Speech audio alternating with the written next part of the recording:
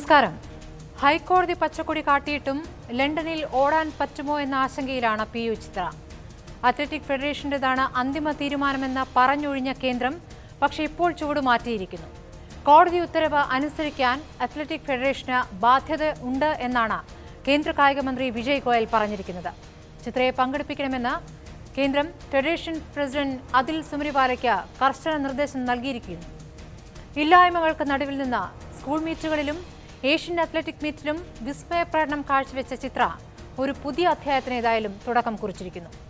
ലോക അത്ലറ്റിക് മീറ്റിൽ പങ്കെടുക്കാനായാലും ഇല്ലെങ്കിലും കോടതി കാണുന്നുണ്ട് എല്ലാമെന്നും ക്രിക്കറ്റിലേതുപോലെ ഒരു ഉടച്ചുവാർക്കൽ ഇവിടെയും സാധ്യമാണെന്ന സന്ദേശമാണ് ചിത്രം നൽകിയിരിക്കുന്നത്.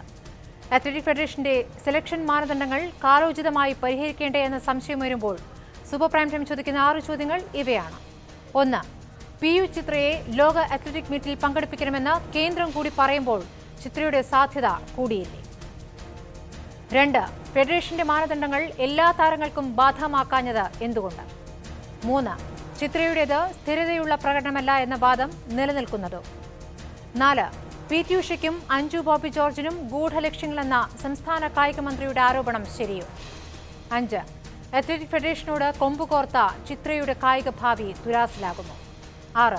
ചിത്രയ്ക്കൊപ്പം സുധാ സിംഗിനും അജയ് കുമാർ സരോജിനും അവസരം നൽകേണ്ടേ? ആദ്യം പ്രധാന വാർത്തകളിലേക്ക്.